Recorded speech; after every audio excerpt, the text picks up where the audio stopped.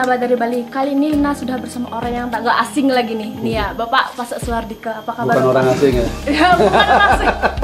Tapi sudah sangat familiar di masyarakat, gitu ya Pak ya. Iya. Nah. Selamat datang ini Ya, di udara yang sejuk. Sejuk sekali, sejuk, pemandangan juga Iya. keren. Nah, Datang aja udah segar. ya benar sekali. Nah Bapak, untuk akhir-akhir ini apa sih kesibukannya setelah selesai menjabat jadi senator gitu? Ya, saya sekarang kebetulan namanya orang suka aktif ya.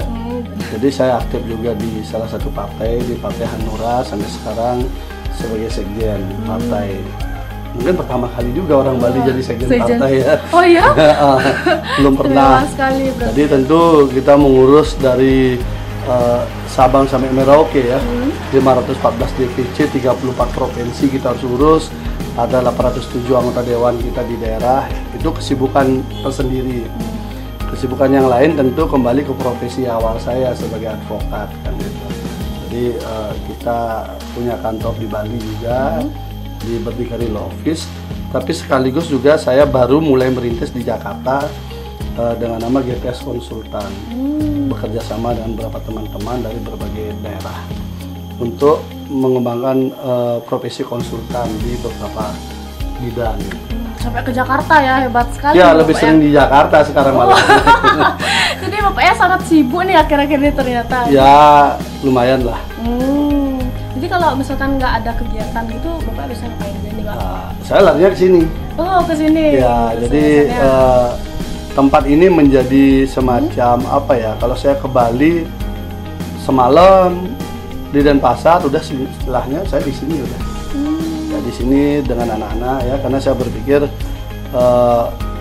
saatnya berterima kasih kepada Tuhan dengan berbagi pengalaman dengan anak-anak yang mungkin nyaris tidak berkesempatan untuk bisa hidup lebih baik karena dia nyaris nggak bisa sekolah kan.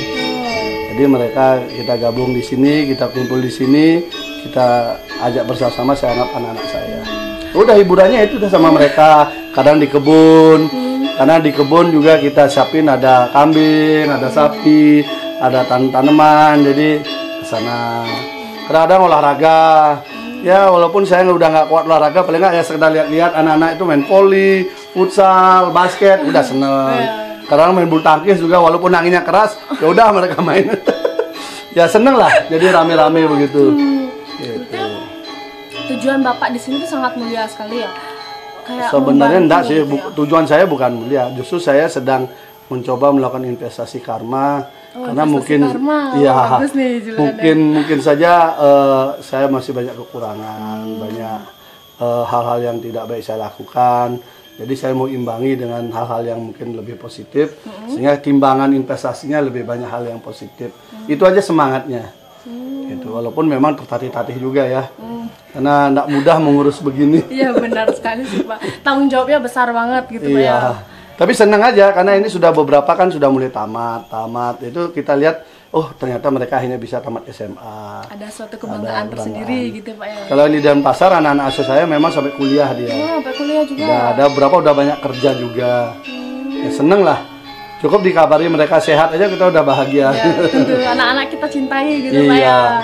Jadi investasi karma itu menarik sekali. Iya. Investasi karma apa sih ya makna hidup menurut Bapak?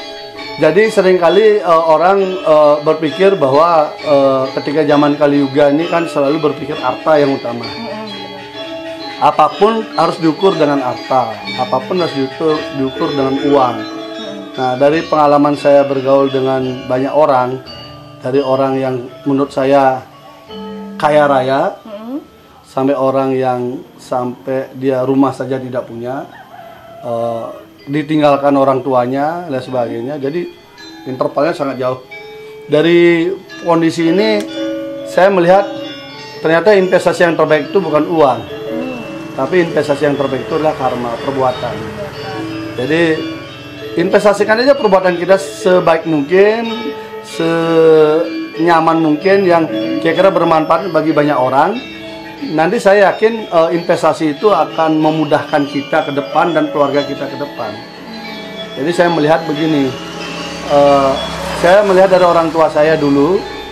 Orang tua saya itu ibu nggak tamat SD, hanya kelas 4. tapi punya keterampilan menenun. Bapak saya hanya SR, sekolah rakyat, sekarang udah nggak ada. Sekolahnya udah hilang. Itu aja SR terus jadi polisi. Hanya ketika beliau anggap udah berumah tangga, berkarir itu selalu menginvestasikan dengan pekerjaan totalitas pekerjaannya. Di mana bekerja totalitas sehingga akhirnya bisa berhasil. Anak-anaknya semua sarjana. Dan beberapa sudah S2 gitu ya. Bahkan ada satu S3. Jadi saya melihat ada semacam lompatan dari semangat orang tua itu diinvestasikan apa? Selama bekerja itu totalitas, kemudian membantu orang juga totalitas, mana yang patut dibantu dan mana tidak patut dibantu. Saya kadang-kadang melihatnya agak unik. Suatu saat saya melihat orang tua saya sangat kikir sekali. Suatu saat kok sangat royal sekali. Nah, di situ saya belajar. Ternyata orang tua itu kalau urusan pendidikan dia royal. Tapi kalau urusan orang yang pesta-pesta itu kikir. Nah itu, di situ saya melihat oh begitu ya. Nah itu yang saya tiru. Kemudian ketika saya mulai tamat sekolah, saya mulai mencoba menyekolahkan anak gitu. Jadi saya ambil dari Malang. Kebetulan saya duluan kuliah di Malang. Saya sering ke Umat itu kan. Terus ada anak pemangku saya sekolahkan, saya ajak di Bali. Dari tamat SD sekolahkan sampai tamat, sekarang menikah di Buleleng, udah punya anak, udah punya cucu 3. Sudah sampai punya cucu ya sekarang udah punya cucu 3 dari anak asuh. Terus lagi saya dan kuliahkan. Nah terus begitu berlanjut, tapi semua saya jadi Denpasar. Jadi beberapa ada yang kuliah di HDN, ada di UNUD, yang sekarang ini ada di Mahasaraswati, ada juga di Uniknas. Semua saya sekolahkan dengan senang hati. Dan ini bentar lagi mungkin tahun depan ini 3 tamat lagi kan. Wah, tamat lagi. Ada dari manapun pokoknya asal bulan dekat ketemu saya ajak. Yang penting anaknya semangat sekolah. Nah, investasi ini ternyata bagi saya boleh percaya boleh tidak sangat memudahkan saya di dalam banyak hal. Walaupun kita tidak pamrih ya, tetapi boleh dipercaya atau tidak, itu memberikan ruang kita menjadi mudah dalam segala hal. Walaupun kita dulu tidak berpikir begitu. Misalnya begini, waktu saya kawin dengan istri saya bilang begini, waktu masih pacaran ini, saya punya anak 4, pengen punya anak 4 gitu. Zaman itu kan, wah anak 4 banyak sekali kan gitu. Saya bilang enggak, KB Bali itu 4. Saya ingin melestarikan Bali dimulai dari sumber daya manusianya harus 4 gitu. Kamu gimana? Siap nggak? Kalau siap, ya udah. Kalau enggak, jangan salahkan saya nambah istri lagi 1. Biar 4 gitu Pak. Wah langsung mantan pacar saya bilang siap 4. Akhirnya ya sudah. Singkat cerita kita diri Tuhan punya anak 4. Nah, artinya apa? Dari kuliah, dari ini kita sering ke Umat dan sebagainya. Semua dimudahkan, punya anak 4 dari 1 istri. Itu setia lah, bukan setia setiap tikungan ada loh ya. Nah akhirnya itu berjalan, kemudian bekerja juga saya gitu dimudahkan. Saya tidak pernah minta tolong orang tua dan sebagainya karena saya malu. Kita udah dikuliahkan sampai sarjana, orang tua kita tidak tamat SD dan hanya SR, masa dibebankan lagi untuk mencari pekerjaan. Sehingga saya bertekad mencari sendiri. Saya tes di Surabaya, keliling lah. Hampir semua pekerjaan yang saya lakoni dengan semangat mencari sendiri. Sampai akhirnya saya juga bisa terjun ke politik, juga dengan semangat yang sama, akhirnya dimudahkan Tuhan juga. Jadi saya bisa ke DPR RI, bagi saya udah bersyukur.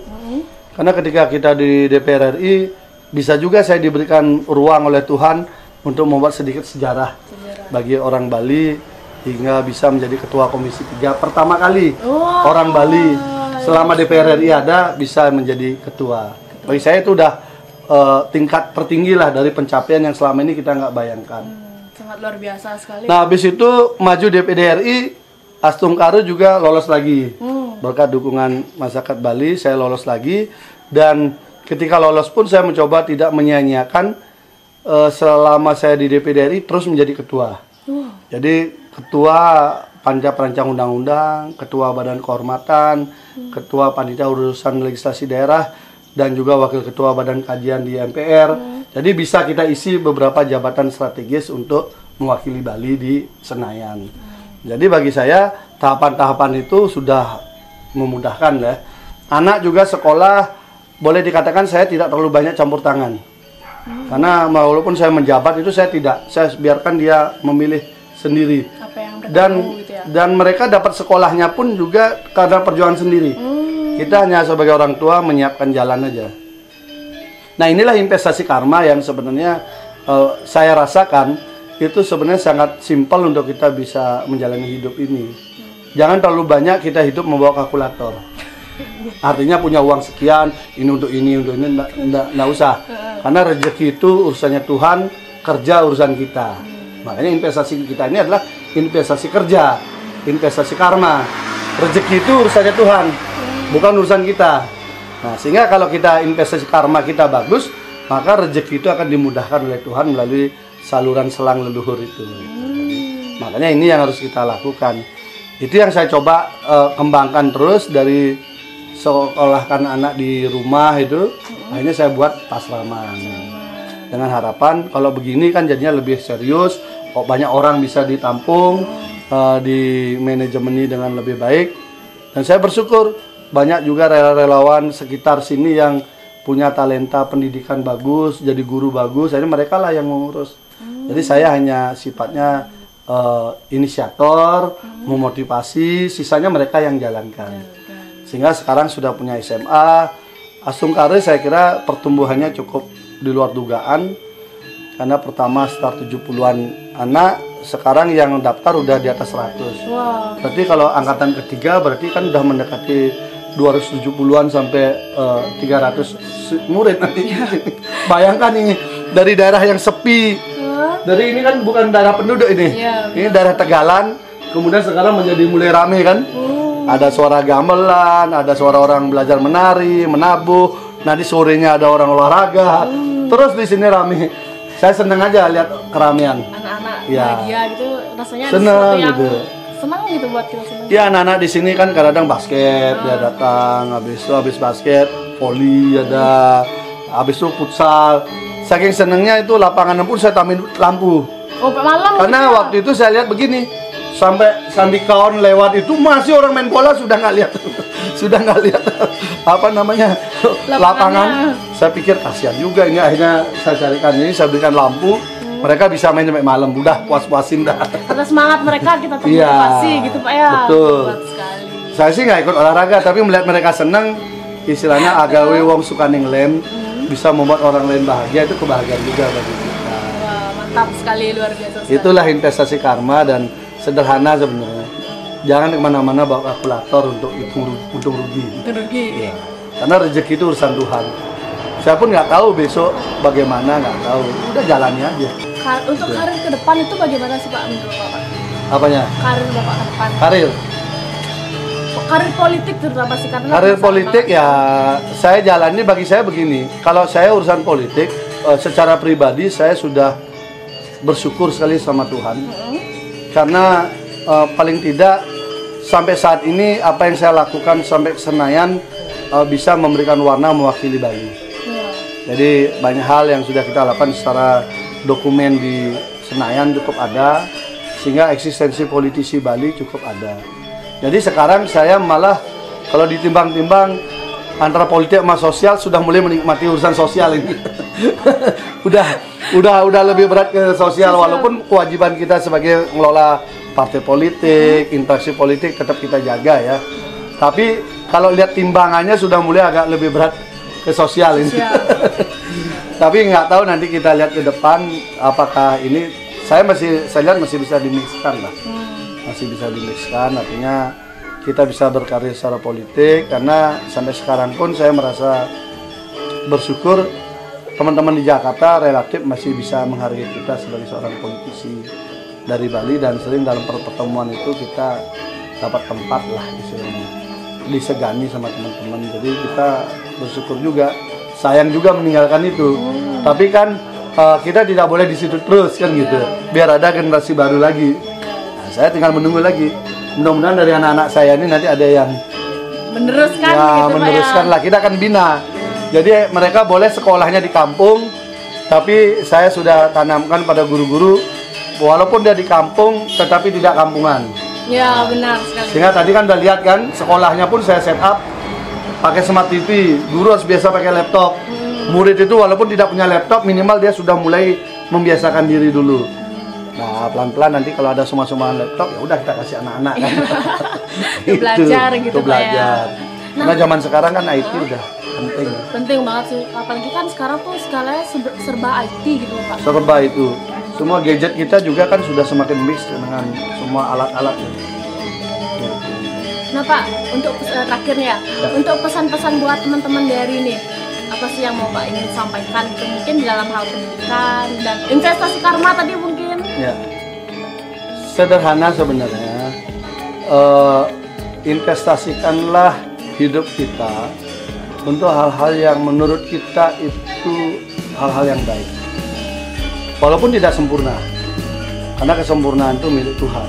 Tapi niat kita untuk berbuat yang baik itu adalah bagian daripada untuk menyelamatkan diri kita dan keluarga kita. Jangan sekali kita berpikir kita membantu orang seakan kita membantu dia. Berpikirlah sebaliknya. Kalau kita membantu orang, berarti kita ini sedang diselamatkan Tuhan, mengurangi dosa-dosa kita karena kita meringankan beban orang lain.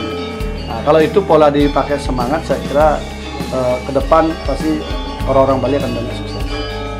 Seringkali kalau kita terlalu berhitung dan curiga dengan orang, justru negatif thinking kita nanti terjadi.